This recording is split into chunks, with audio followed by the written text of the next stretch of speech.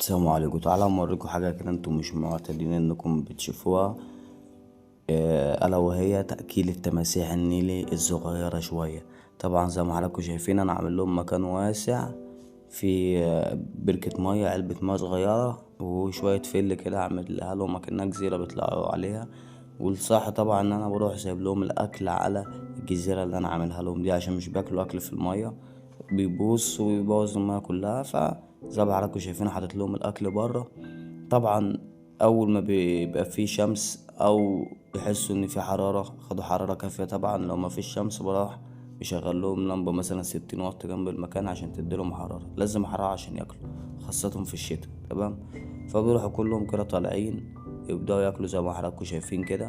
لو حسوا ان انا ببص عليهم بيروحوا موقفين اكل. تمام. ما بيحبش حد يبص عليه وهو بياكل.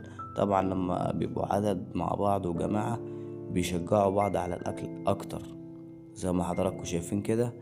طبعا بديلهم البانيه، بقطعه عدد صغير عشان يعرفوا يبلعوه. ممكن برضو سمك، كبد، فيشش، الكلام ده شغال. لو ضفادع صغيرة هاكلوها، فئران تجارب صغيرة هاكلوها.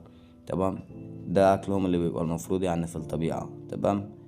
وممكن ياكلوا يوم ويوم، مش شرط كل يوم يعني، بس أهم حاجة الحرارة زي ما حضراتكم شايفين كده، متبقاش اللقمة كبيرة أوي عليهم عشان يعرفوا ياكلوها. وده التمساح النيل يا اخواتي.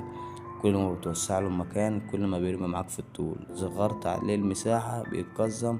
وناس كتير بيوصل لحد 2 متر بس عندها وستوب لحد كده. بتكلم عن الناس اللي بتربي الهواة، ما بتكلمش عن الناس اللي بتأذي بيه ولا اللي بتاخده ترميه في الترعة. انا بره عن العالم دي، ولا اعرفهم ولا ليا صلة بيهم. تمام.